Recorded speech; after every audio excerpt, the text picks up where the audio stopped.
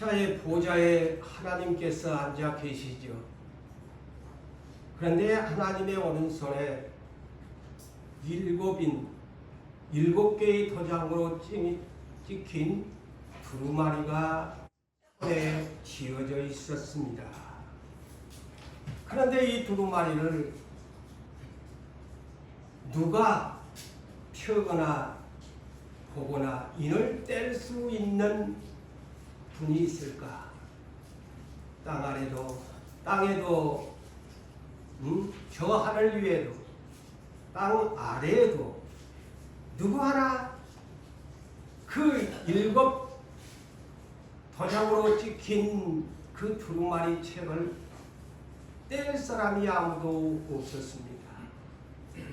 그런데 사도 요한이 그것을 보고 크게 울 때에 한 장로님이 나와서 지난 시간에 했지요. 울지 마라. 걱정할 필요가 없다. 오직 한 분이 있는데 그분은 두 가지로 소개를 했어요. 이스라엘의 유다 지파에 속한 12지파 중에서도 유다 지파에 속한 한 사자가 있다. 곧 이 사자는 하나님의 보내심을 받은 사명자죠. 그분이 있다. 두 번째, 그분은 다윗의 뿌리다. 다윗의 뿌리에서 나온 이새의 줄기에서 나온 그런 분이신데 그분이 세상을 이기셨다. 그분이 이기셨으므로 오직 유일한 한 분 유다 지파에 계시는 속한 그분 다윗의 뿌리 곧 이사야 6장 13절에 그분은 그루터기시다. 거룩한 씨가 되신 분이시다. 그분은 상수리 나무처럼 밤나무처럼 무참하게 배임을 당하셨다.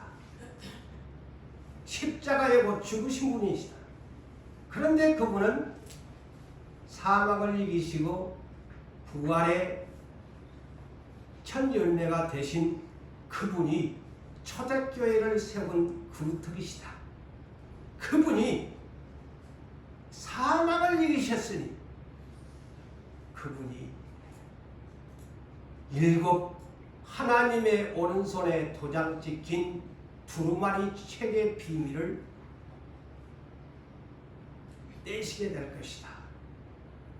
이분은 다시 말하면 오늘날 여기에 더 첨가해서 들으실 성경은 마태복음 1장 1절로 17절까지 여기에 분명히 그러죠. 유다 지파에 속한 사자 다윗의 뿌리에 이기신 분. 마태가 1장 1절에서 예수 그리스도의 계보를 소개합니다. 그는 아브라함과 다윗의 자손 예수 그리스도의 계보인데 아브라함은 이삭은 야곱을 낳고 야곱은 유다를 낳고 그 위에는 12의 아들들이 있지만은 유일하게 유다 지파를 소개합니다. 그 유다 지파에서 다윗이 나왔는데 예수님은 다윗의 자손이야. 그래서 예수님은 언제 육체로 오셨느냐?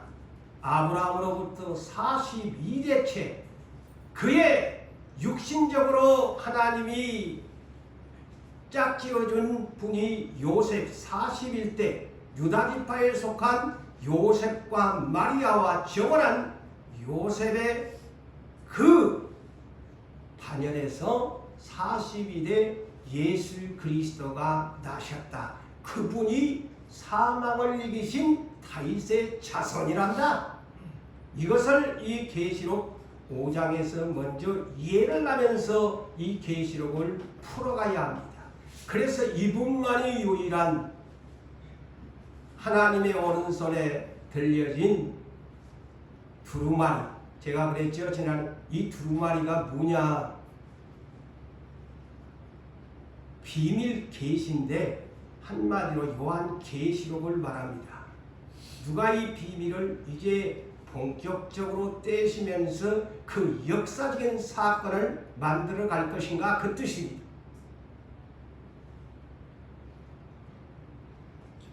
그래서 예수께서 그 7개의 도장으로 찍혀진 것을 아무나 뗄 수 없는데 유일하게 예수님만이 뗄 수가 있다. 그런데 계시록 중에서도 제가 전번에 말씀을 대충 제가 얘기했지요. 이 5장에서부터 19장까지의 비밀에 담겨진 내용입니다. 이 두루마리의 비밀, 요한계시록의 비밀이 1, 2, 3장은 제가 서론적으로 풀어야 된다고 그랬죠. 그리고 4장에서는 이미 여러분이 들으셨지만 천상낙원에는 이런 모습으로 아직 부활하신 예수님과 더불어 그곳에 24장로들을 그래서 부활하지 못한 아직 영혼들이 24장로들이 그곳에 금멸관을 쓰고 앉아있다. 재림의 때를 기다리고 있다. 그러면서 이제 본격적으로 5장부터 이 계시록에 담겨진 5장에서 19장까지 비밀을 누가 풀 것이냐? 누가 풀 것이냐? 이 세상에 아무도 없어요. 저 하늘 위에 계시는 예수님만이 푼다. 이 비밀을 개몽시킨다는 것입니다. 때가 되어야 이 하나님의 오른손에 든 두루마리의 계시록에 담긴 5장에서 19장까지의 이 엄청난 끔찍한 재앙들을 내리시는, 그래서 내가 여사용, 그래서 지난날 성령께서 이 계시록이 풀리면 너무 두렵다 하는 것을 제가 이제 조금씩 알게 됩니다.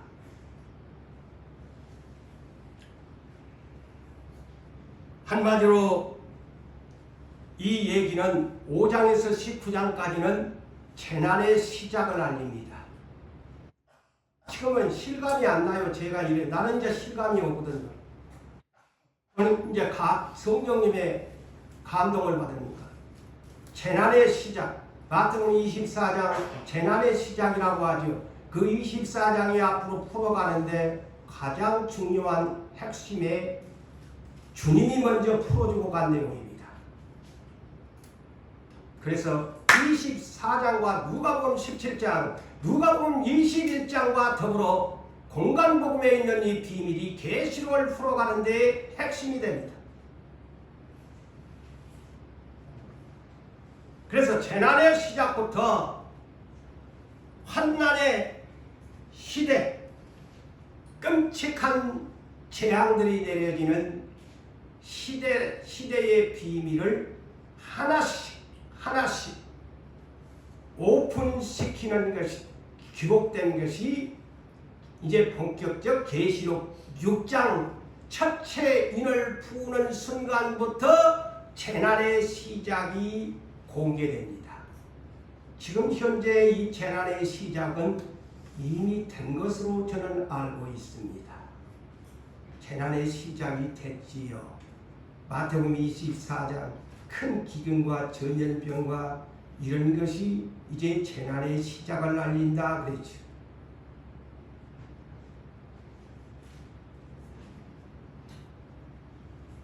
그래서 이제 그래서 잘 들으세요. 20차례 차례차례로 계시록을 눈여겨보고 성령님의 감동을 풀어보니까 재난의 시작부터 예수님의 재림의 하늘에서 백마 타고 오는까지 20차례의 재앙이 내려집니다. 처음 들었죠? 20차례. 그게 무슨 숫자냐? 제가 만든 거 아닙니다. 계시록을 풀어가는데 제가 어젯밤에 이것을 기도하면서 알았습니다. 재난의 시작이 이제 카운트다운이 들어갑니다. 재난의 시작. 그거의 첫째 2일 떼는 순간부터 재난이 시작됩니다. 거의 하나의 카운트입니다. 재림 카운트. 그래서 6시인까지는 환난과 재앙들을 맞으면서 이제 재난들이 시작되고 그렇게 놀랄만한 사건들도 있겠지만 시작에 불과한 것에 지나지 않습니다. 거의 6차례. 다시 말씀을 드릴게요. 첫째 인부터 6째 인까지 6차례의 환난 시대의 시작이 됩니다. 그것이 어디까지일까?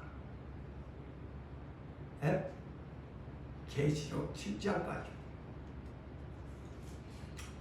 그리고 이제 계시록 8장 1절부터 마지막 7번째 인을 뗄 때가 그때부터 대환란이 시작됩니다.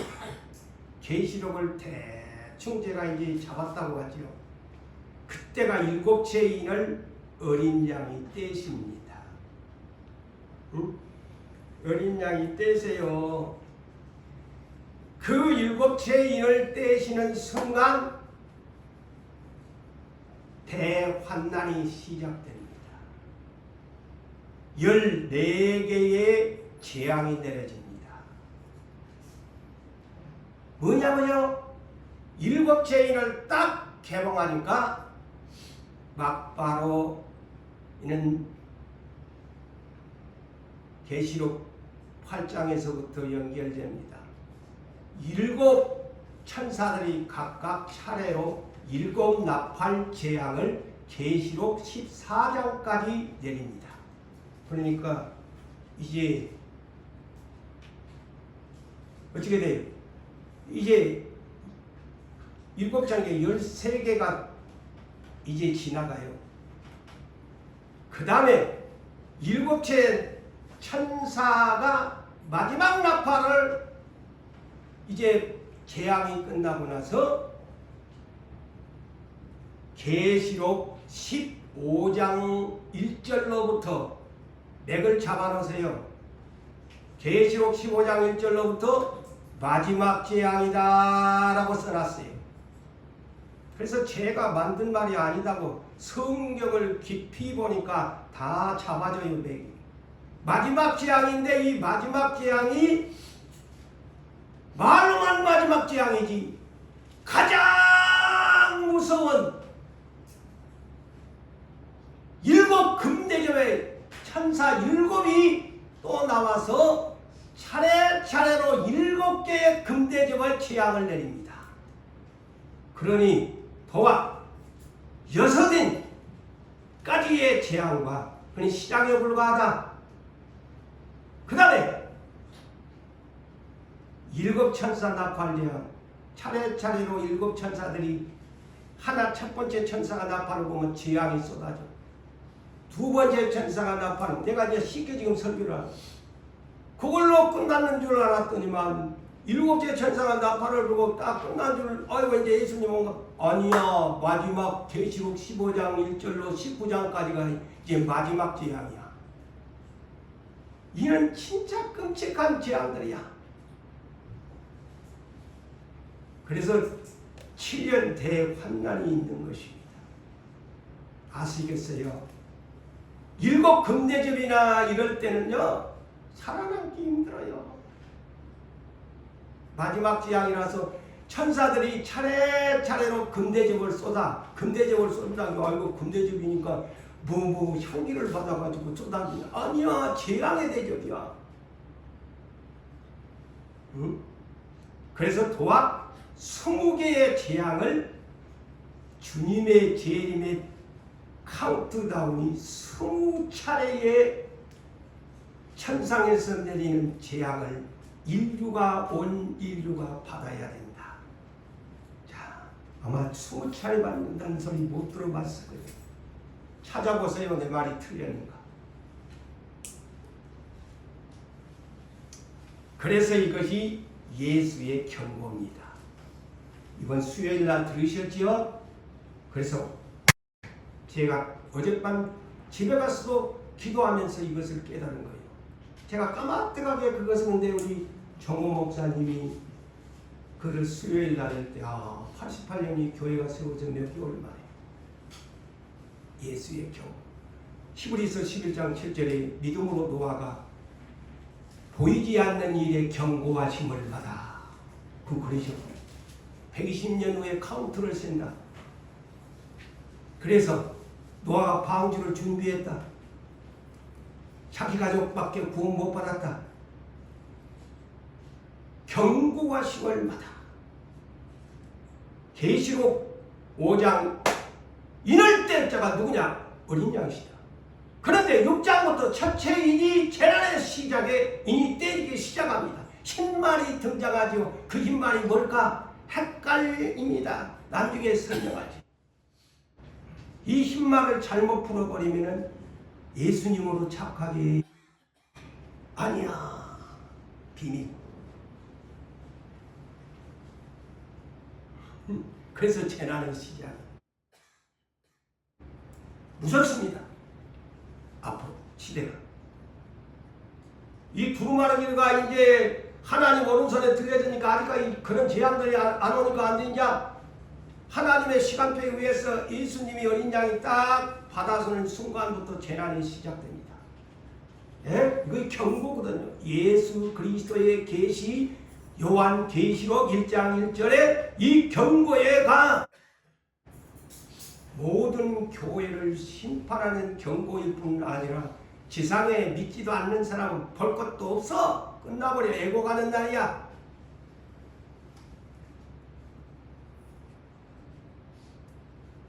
그런데 우리가 시대적인 부르심에 이제는 노아처럼 경고의 메시지를 경향으로 노아처럼 받아야 돼요.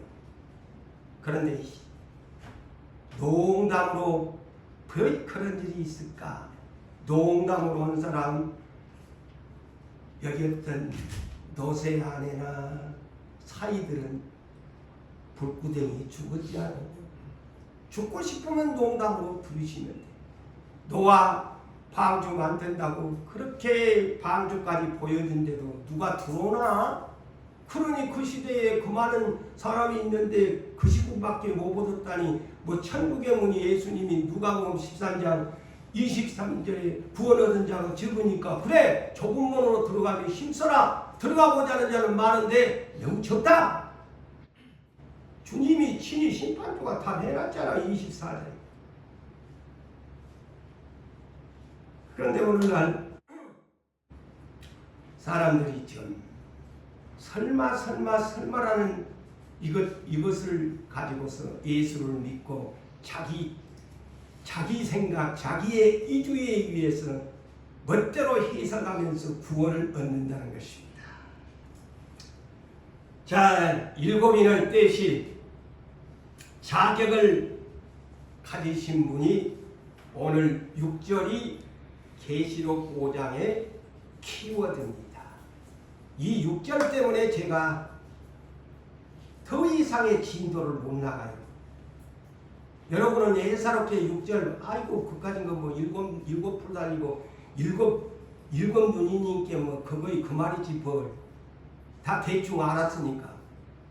저는 이 6절이 계시록의 두루마리를 푸는 조건의 자격을 갖춘 분이 이 문제 때문에 두루마리에 이를 풀게 되어지고 또한 그 권세를 부여받는다는 것이 6절의 키워드입니다. 자, 6절을 봅시다.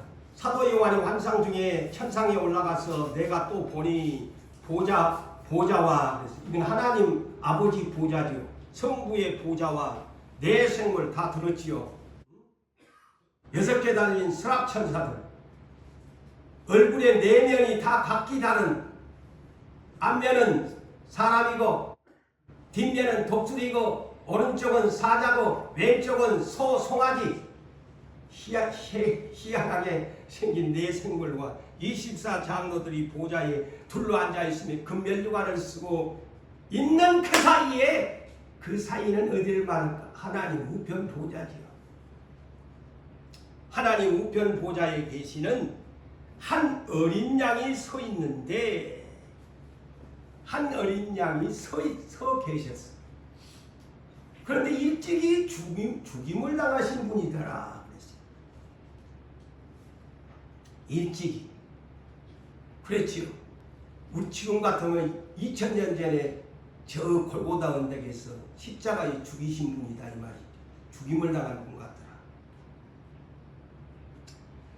그런데 이 계시록을 또 여러분이 특이사항이 있어요.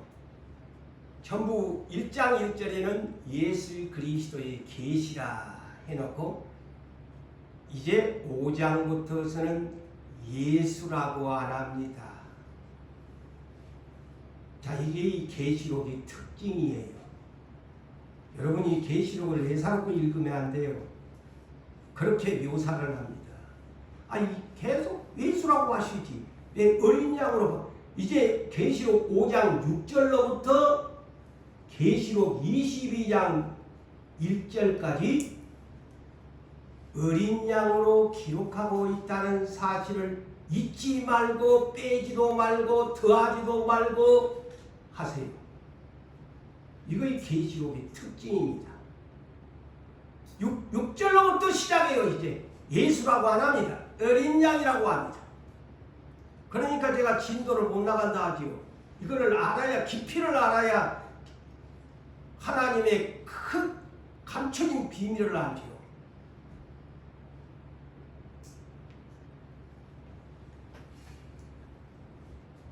자, 다시 이 본문을 보면 일찍이 죽임을 당한 어린 양이라고 소개합니다. 일찍이 죽임을 당한 어린 양. 어린 양 하니까 별 볼 일 없잖아요. 사자라고 안 하고 호랑이라고 하지 않고 왜 그랬을까? 하나님의 지극히 높으신 아들을 어린 양으로 묘사했나?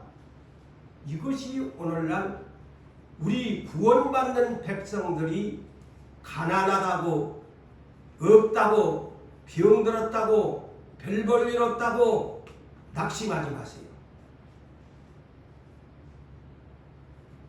하나님이 쓰시는 사실은 가장 약한 자를 들어서 가장 높이신다는 사실을 이 6장에서 키워드로 가르쳐주고 있는 비밀입니다. 왜 어린 양? 가장 약한 동물이 별 볼 일 없고 항상 온순하고 순하고 그냥 끌려다니는 것이 양이고, 시력도 얼마 못 봐서 거리가 짧아가지고요, 목자가 인도하지 아니하면은 이거는 이때한테 먹혀 잡다. 양의 시력은 대단히 약하답니다. 그만큼 약한 동물이에요, 양이요. 시야가 굉장히 좁다는 것이죠. 이제 아셨나요?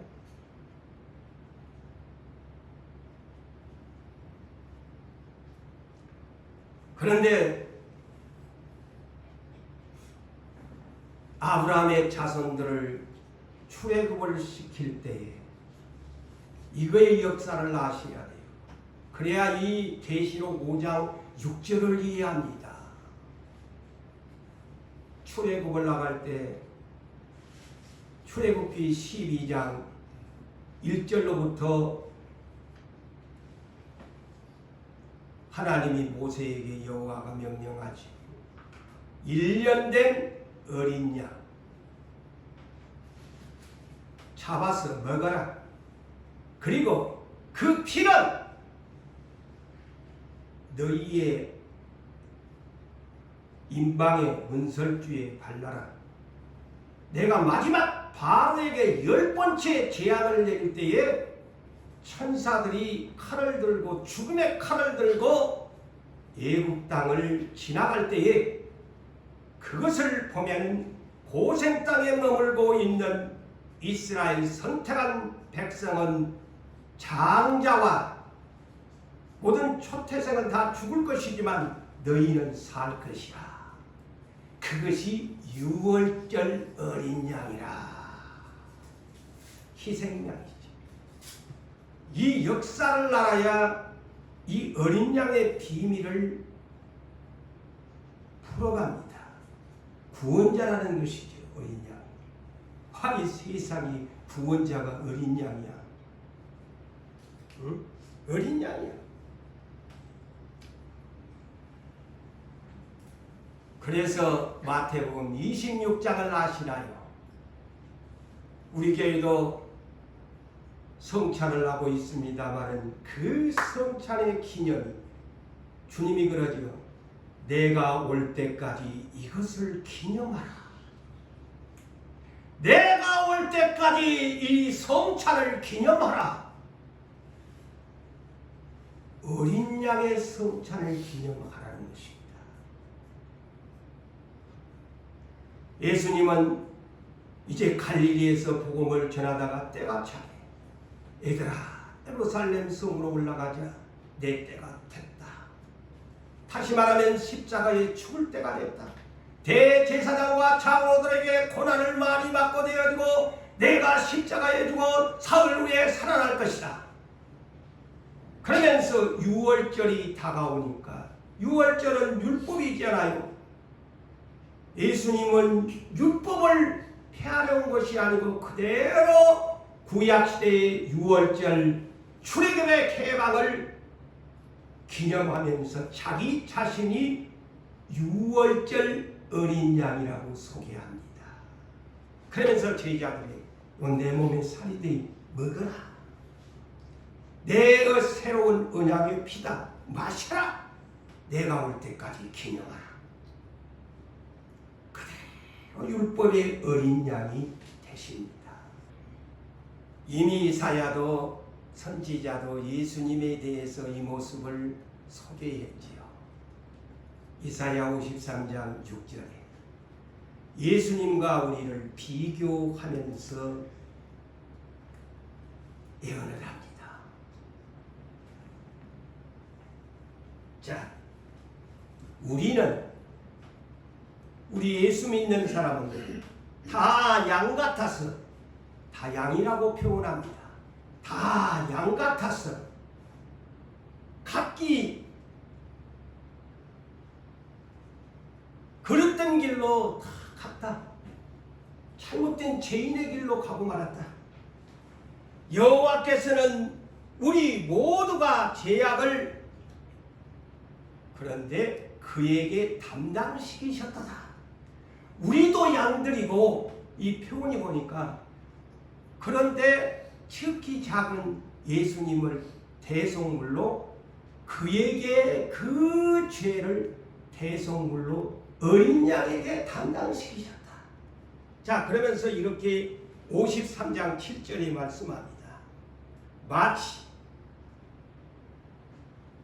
도수장으로 끌려가는 어린 양과, 자, 성경은 그래서 지나간 구약이지만 구약의 역사를 모르면 신약을 못 풀어갑니다. 계시록도 못 풀어갑니다. 자꾸 구약 지나갔다고 하면 안 풀리는 거야. 어린 양이라고 하잖아요. 어린 양과 털 깎는 자 앞에서 잠잠한 양같이 그의 입을 열지 아니하였다. 어린 양과 같다. 대속물로 너희들이 양인데, 선택한 내 백성이 양들인데 못 깨닫고 죄인의 길로 가니까 내 어린 새끼 같은 나의 독자 예수를 어린 양 새끼로 보내가지고 네 대신 그 죄를 대속물로 지게 한 거야. 그래서 어린 양이라고 한 거야. 이 비밀을 그래서 여러분이 바르게 이해하셔야 돼. 왜 여기 계시 어린 양이 뭐야? 절대로 그러면 이 계시록을 못 풀어요. 어린 양이. 제가 그랬지 아까도 5장에서부터 22장까지 어린 양으로 묘사되어 있다. 이 비밀이. 그런데 그가 입을 열지 아니했다. 어린 양이었지만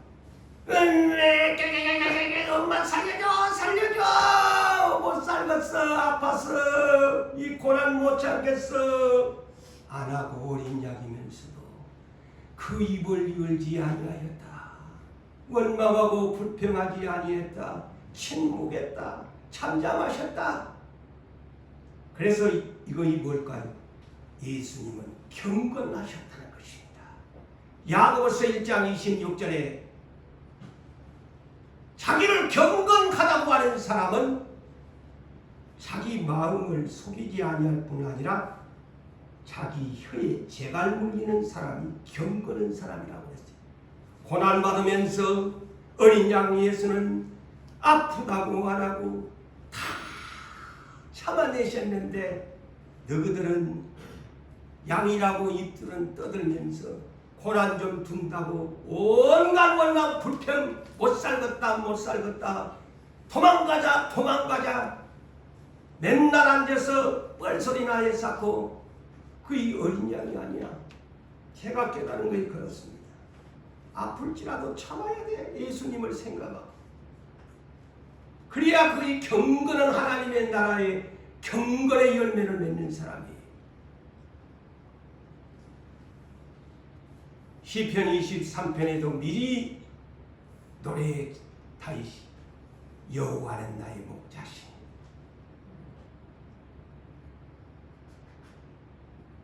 우리를 양의 피 위했잖아요. 그래서 예수님이 오셔서 요한복음 10장 1절에서 17절의 중요한 부분만 보면은 예수님이 뭐라고 합니까? 나는 양의 목자다. 양의 목자다. 양으로 비유하니 양의 목자고 나는 양을 인도하는 자고 나는 양의 문이 된다. 양이 내 문으로 내 생명의 문으로 들어가야지 안 들어가면 영생을 못 얻는다. 그런데 더 중요한 것을 잘 들으십시오. 나는 선한 목자라. 선한 목자라. 선한 목자는 양들을 위하여 목숨을 버리느니라. 그런데 이분이 어린 양으로 오셔서 목숨을 버리셨대. 누구를 위하여? 양들을 위하여. 잘 헷갈리지 마세요.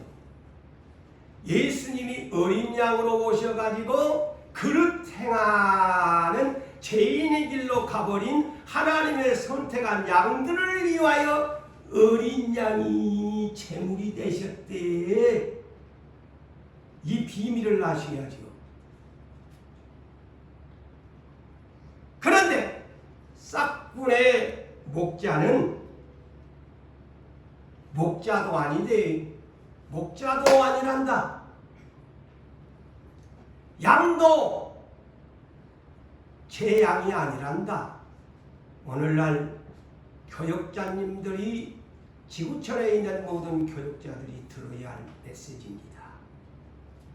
교회를 맡겨주었고 사명을 맡겨주었고 주의 사명자로 맡겨주었으면 자 싹군의 목자는 제 양도 아니다 그랬어요.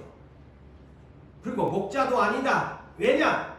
이리가 무서운 시련이 오는 것을 보면은 버리고 도망한다. 자기 살겠다. 응? 자기 살겠다고 시련이 오면 도망가 버린다. 왜? 싹군인 먹고 살아야 하니까 싹군인 목자인 까닭에 도망한단다. 그러면서 주님은 이렇게 말씀한 나는 양을 위하여 목숨을 버리노라. 내가 내 목숨을 버리는 것은 도망가지 아니하는 것은 이 얘기입니다. 내가 죽음이 십자가가 와도 내 양들을 위하여 내가 목숨을 버리는 것은 여기에 중요한 말씀을 합니다. 저는 이 요한복음 10장을 읽으면서 이 세 단어가 뭔가 했는데 그것을 근데 여러분은 예사롭게 그것을 내가 다시 얻기 위함이라 그랬는데 그것이 뭘까? 그것이 뭘까요? 양이라고 생각합니까? 아닙니다. 이것은 베드로전서 2장 25절에 그분은 원래 우리의 선한 목자잖아요. 선한 목자장, 감독자가 되기 위해서 그 직분을 다시 얻기 위해서 양을 위해서 목숨을 버렸다. 그 얘기입니다. 그래서 오늘 계시록 5장 6절이 여기에 왜 핵심이냐? 왜 어린 양이 7뿔을 얻게 되어지고 7눈을 가지는 그런 심판주가 됐나? 어린 양이 양들을 위해서 목숨을 버리셨으므로 그것을 다시 얻게 된 것이다. 아멘. 이 비밀을 아셔야 돼요. 그것이라는 이 세 글자가 그 뜻입니다. 그래서 어린 양의 보좌에 앉으신 거예요. 그래서 이로 말미암아 아버지가 어린 양으로 보내는 가장 약한 자로 별 볼 일 없는 자로 보냈는데 저 하나밖에 없는 아들이 어린 양으로 가장 비천한 자리 갈릴리 나사렛까지 보내놨는데도 목수의 아들로 보내놨는데도 어린 양처럼 참 포잘것없이 그렇게 보내놨는데 아버지 뜻을 위해서 다 털도 주고 목숨까지 양들을 위해서 다 옷까지 그냥 다 내주니까 아버지가 이로 말미암아 나를 사랑하셨느니라. 그래서 나를 하나님이 사랑하심으로 7뿔을 나에게 주셨고 7눈을 주셨다. 응?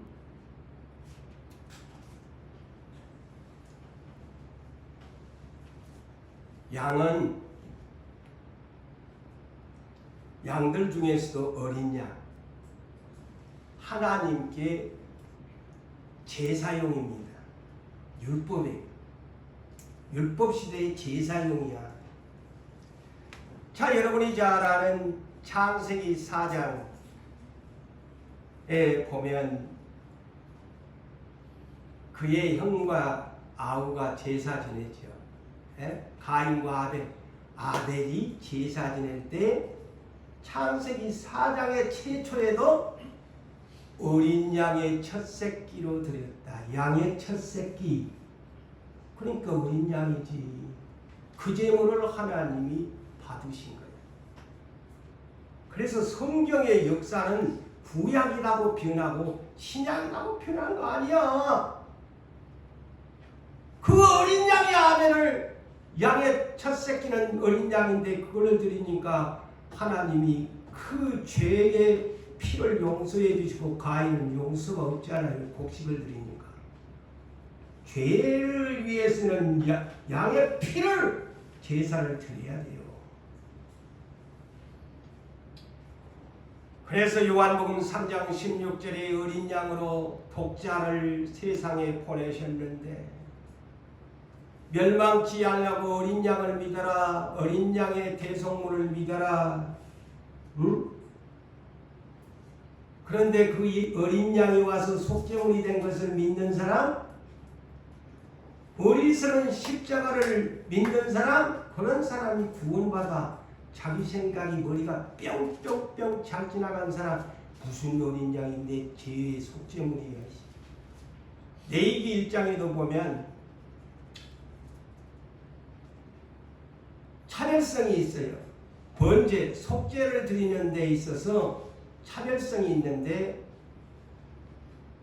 이번에도 지금 맥주절도 있지만은 빈부에 따라서 좀 형편이 좋은 사람은 소를 드리고, 양은 보편적인 가장 평균화적인 애물이 그것 때문이면 비둘기 새끼라도 드리라 그랬죠.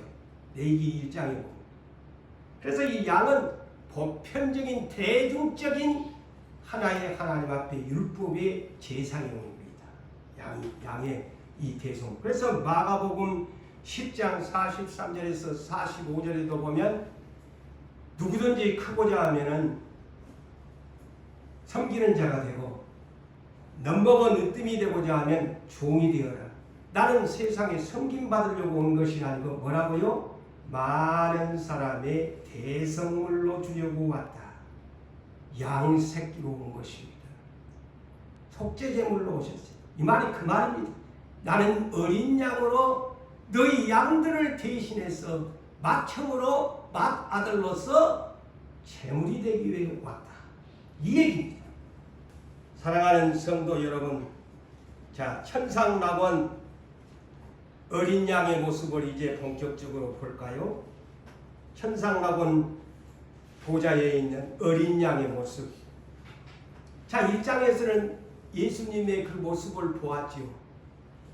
근데 이 6절에 보니까 1장에서 보았던 내용은 1장에서는 뭐 막 눈이 붉고 같고 머리털은 막 양털과 같고 눈과 같이 그랬다 그러는데, 아니 예수님의 이 머리를 보니까 양털같이 휘었다는 말은 없고 7뿔이 달렸다. 7뿔이 달렸다. 자, 순양에게도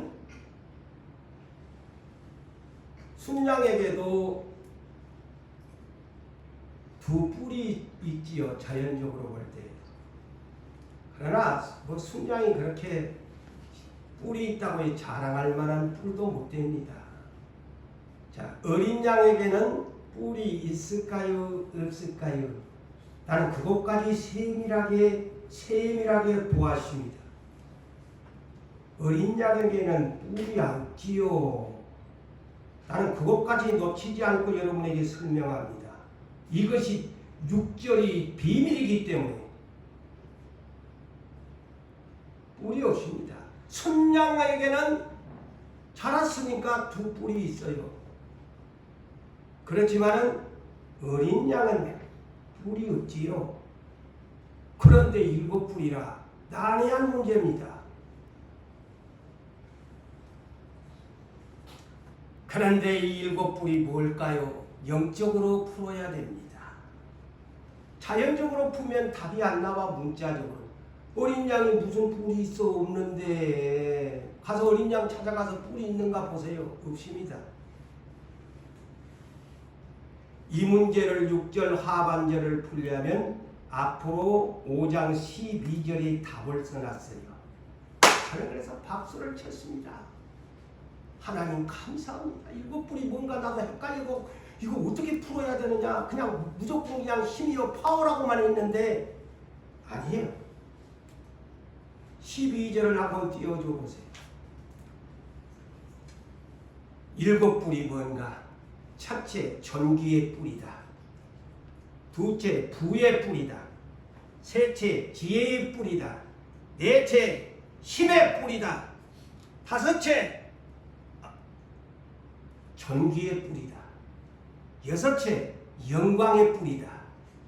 7번째, 찬송의 뿔이다. 할렐루야.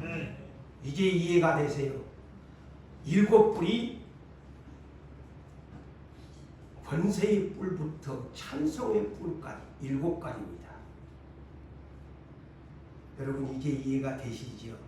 그러니 제가 6절을 못 넘어가지요. 이렇게 섬세하게 하나님이 풀어주시니까.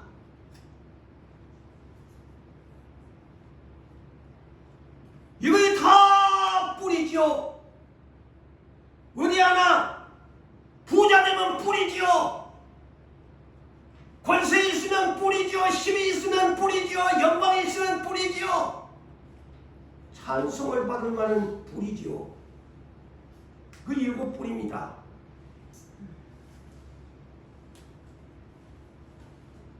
그러니 어린 양이 세상에 뿔도 없이 온 어린 양이 7뿔을 달았더라. 계급장을 달았더라는 거예요.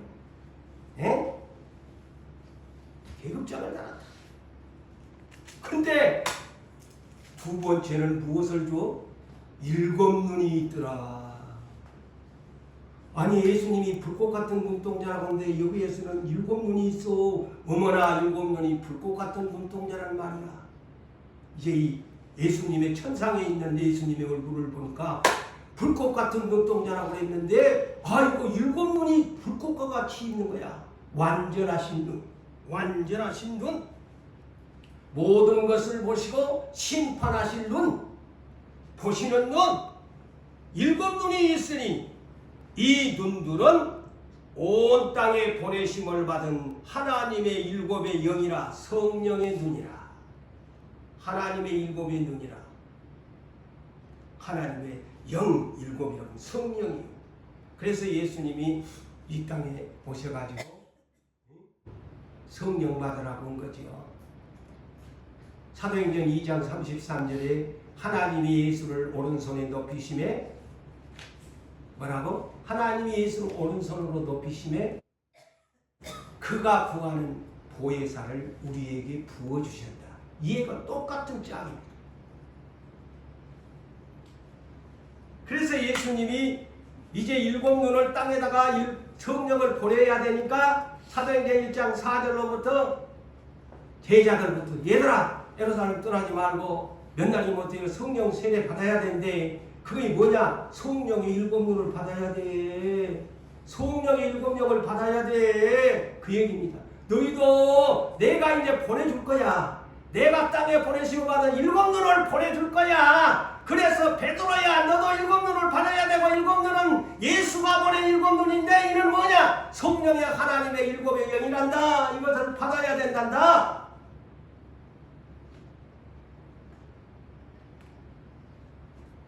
그래서 고린도전서 3장 15절 16절에서 17절에 우리 몸은 하나님의 성령의 전. 성령의 전. 그런데 중요한 것.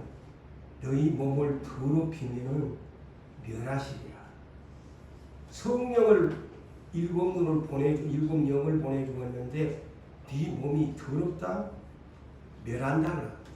아무리 성령을 받아서 그것도 우리가 구원간에 하나의 핵심으로 잡아야 돼. 아무리 성령을 받아도 더럽히면 멸하시리라. 근데 어디가 구원이 어디 있어요? 예? 성령을 잡들 마음대로 품으면 안 돼. 성경대로 믿어야지. 왜 가감합니까? 성령을 받았어도 더럽히면 멸하시리라. 멸하시리라.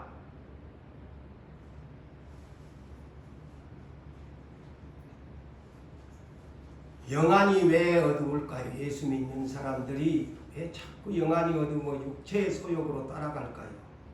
마음이 더러워서 그래요. 마음이 더러워서 영안이 어두운 것입니다. 시편 51편에 다윗이 범죄하고 나서 기도한 내용이 뭔 줄 아세요? 나에게 정직한 영, 내 마음을 깨끗하게 하시고 제발 성령님 내 안에서 떠나지 마소서. 그렇게 기도합니다. 다윗이.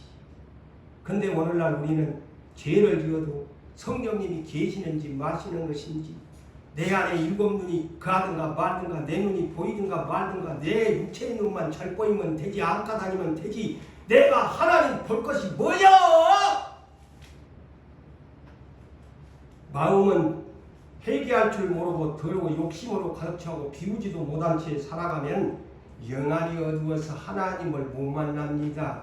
하나님 만나시기를 원하십니까? 그러면 마음이 깨끗해야 돼. 왜 나는 하나님을 못 만날까? 말씀을 들어도 깨달음이 없을까? 내 마음이 더러워서 그래요. 고재문 너는 그러면 깨끗하나? 그러면 저도 할 말은 없습니다만 이 성경의 핵심이 그래요. 그래서 마태복음 5장 8절에 복 있는 사람, 팔복 중에 마음이 청결한 자는 복이 있나니 하나님을 볼 것이요. 내 말이 아니잖아요.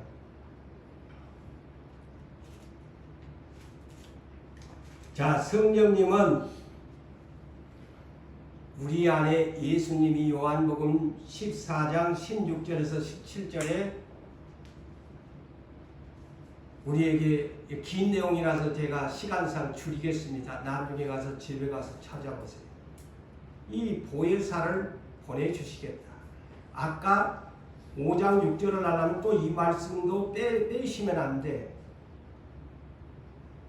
성령님은 우리에게 하나님 예수를 통해서 하나님 아버지께서 보내신 일곱의 눈이에요. 일곱의 눈. 그래서 영원토록 우리와 함께 계시기를 원해요. 세상 사람은 이것을 능히 받지도 못하고 알지도 못하고 보지도 못한다고 했습니다.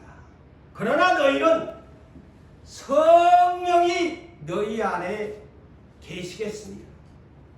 계시겠다. 그런데 이 성령님은 이제 오늘 이 시간 잘 들으세요. 내 몸에 성령님이 내 몸에 마음에 와 계신 것을 믿습니까? 네. 이것을 기본적으로 지식을 가지고 믿어야 바른 신앙입니다. 근데 성령님이 내 안에 어디에 계신 줄을 아직도 그리스도인들이 모른다 그러면 이 사람 아직 예수를 아는 지식이 무지합니다. 고린도후서 1장 22절에 뭐라고 해요? 도장을 찍어놓고 우리 마음에 성령을 주셨느니라. 성령님이 어디 계시냐 물어보면 목사님도 모르고 장로님도 모르고 권사님도 모르고 내 몸 어딘가에 있겠지요. 아이고. 그래가지고 예수님 수십 년 믿으면 뭐래 성령의 지식이 없어서 내 마음에 내 마음이 뭐예요? 내 영이지 않아. 영은 영과 함께 동거합니다. 응?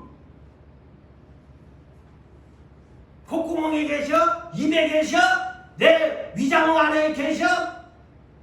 내 마음에 와 계시지. 심장 안에 있는 것도 아니에요. 마음은 보이지 않는 영입니다. 영은 영과 함께 동거합니다. 그런데 동거하는데 내 마음이 더러우니까 성령님이 이놈의 마음 집구석이 이게 더러워갖고 냄새나고 욕심만 가득 차고 내가 일하고 있겠니? 있겠니? 입장 바꿔놓고 생각해봐. 있고 싶겠니? 너 같으면? 한번 그 생각을 하면서 여러분이 예수의 회개하는 마음을 돌이키세요. 안 보인다고만 자꾸 기도해봤자 별 볼 일 없더만요. 하나님 나 안 만나줘요. 입장 바꿨다 그럴 때마다 내 마음이 정말 깨끗하냐? 성령님이 와 계실 만한 청소된 장소야. 마음을 청소하세요.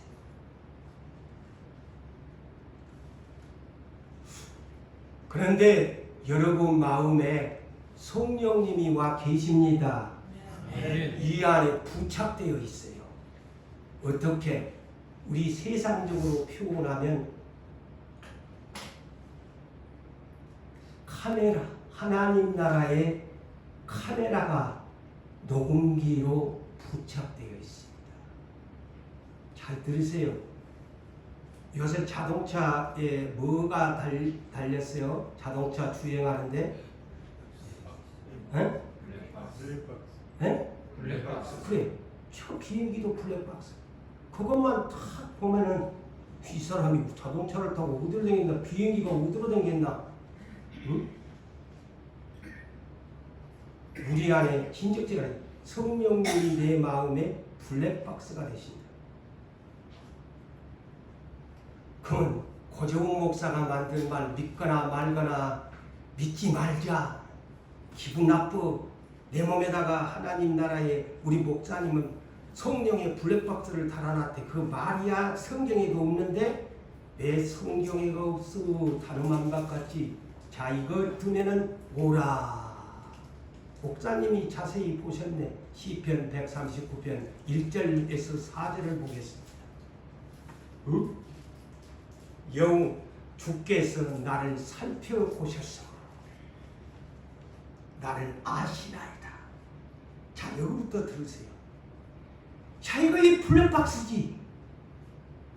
주께서 나의 안고 일어섬을 어머나.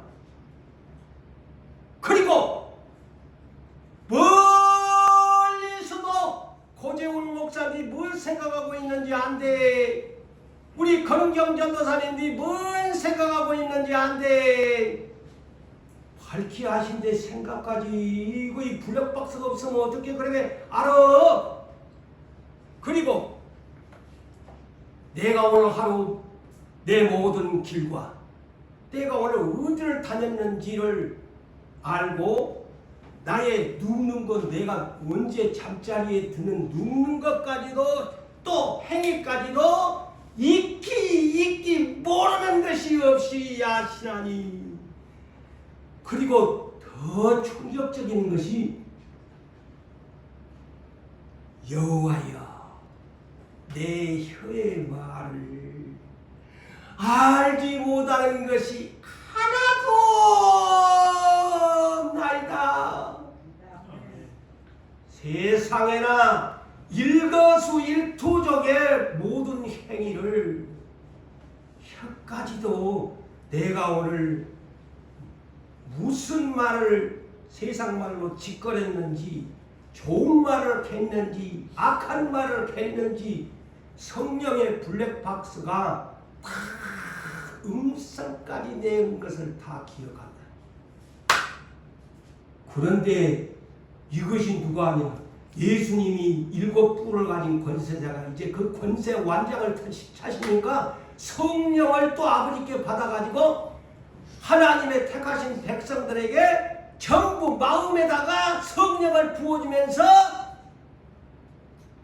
7 블랙박스를 부착시켜 놓은 거예요. 자, 오늘날 세상에서 미행하기 위해서 몰래카메라 아니면 녹음기 책상 밑에 누군가 아니 우리 마음에다가 솔직하게 하는 누구 마음에다가 나 이미 부착 공개했잖아요. 나 누구 마음에다 부착시켜 놓으니까 정말 정신 차리래 하잖아요. 정신 차려. 하나님 공개하잖아. 블랙박스로 하나님 나라의 카메라 녹음기 누구 마음에 부착했으니까 이제부터 잘해라는 거예요. 자, 이런 소리 듣고 우리가 하나님 앞에서 경외심이 없으면 되겠으니 말씀에는 이런 것을 내쳐줘야 돼요. 하나님은 모르겠지 하니까 죄를 짓지요. 자, 그런데 로마서 자, 우리 계시록 4장 5절 이미 봤지요. 자, 하나님 보좌 앞에 뭐가 있다고요? 계시록 4장 5절에 이미 배웠네. 성령님의 켠 등불이 하나님 보좌 앞에 등불 7개를 켜고 7눈으로 7영으로 다 계신다고 했어. 하나님 보좌 앞에가. 그러니까 내가 이제 죽고 나면 아버지 보좌 앞에 어린 양 보좌 앞에 딱 가니까 성령님이 그 앞에가 딱 내가 옛날에 네 죽기 전에 네 마음속에 붙잡된 나 성령이 여기 있대. 어머나 이거 큰일 났네. 그래서 지난날에 우리 교회 성령님이 다 이실 짓고 간다. 하나님 보좌 앞에가 거니까네 사도 요한이 보니까 성령님이 어디 계신 거예요? 하나님 보좌 앞에가 변호사처럼 딱 검사처럼 있는 거야. 이제 지금은 변호사처럼 하는데 거기 가면 검사처럼 이제 뒤에 옛날에 그랬잖아. 아버지가 예수님한테 어린 양은 이 사람이 이런 말 했고 이런 말 했고 이 사람이 뭐에 있고 뭐에 있고 블랙박스를 개방하니까 하나님 보좌 앞에 성령의 블랙박스를 개방! 심판대 앞에 개봉하니까 누가 큰 소리 칠 사람이 누가 있어. 평생 내 인생에 70년 80년에 살았던 블랙박스가 공개되는데 어머나 큰일 났네. 그런데 경외심이 하나, 요것을 알면은 우리 예수 잘 믿을 것 같아. 그런데도 개떡이나 잡수시오 고재훈 목사 하면 어쩔 수 없는 기고, 아니요 오늘 저녁에 내가 참떡을 먹었어, 나 앞으로 안 그럴 거예요 하면 사는 사람이에요. 그래서 로마서 14장 11절에서 12절을 보니까, 자 참고하세요. 내가 살았노니, 6절을 푸는 또 이것도 중요한 기절이에요. 내가 살았는, 일찍이 죽임을 나갔던 내가, 너희들이 무시했던 나 예수가 살았노니 모든 무릎이 내게 꿇을 것이요 모든 혀가, 자 보세요, 모든 혀가, 하나도 모르는 것이었던 모든 혀가 나에게 자백할 것이요 이러고 우리 각 사람이 자기의 일을 하나님께 직거하리라. 성경에 있네. 못 감춰. 성령님의 블랙박스가 있으니까 감출 수가 없어. CCTV에 오늘날 세상에 내 행동이 기록되어 있으니 검사 앞에 가서 판사 앞에 가서 할 수 없는 것 같이 이실직고하게 돼 있어요.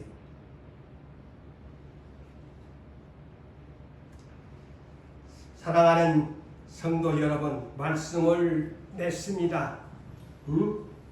말씀을 맺어요. 자, 우리는 이 계시록을 왜 들어야 할까? 아까부터 여러분 들었잖아요. 시대가 이제 다가옵니다.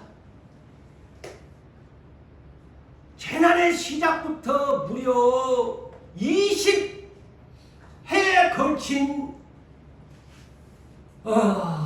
천사들을 보내가지고 재앙들을 내리겠다는 환난의 시대가 오는데,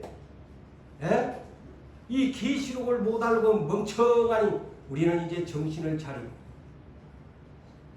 오래 세월 동안 많이 들었지 않아요. 이제는 정신 차리고 깨어서 만물이 마지막이 가까웠으니 때를 알고 이제는 계시록을 강해하면서 이 교회가 준비하기를 원하는 것, 바르게 마음에 인식하고 내 안에는 성령의 블랙박스가 나를 감찰하고 있으니 이제부터라도 정신을 차리고 내 마음을 청결하게 하여 우리 하나님을 보고 예수를 만날 수 있는 시대에 준비된 일꾼 되시기를 주의 이름으로 축복합니다. 아멘.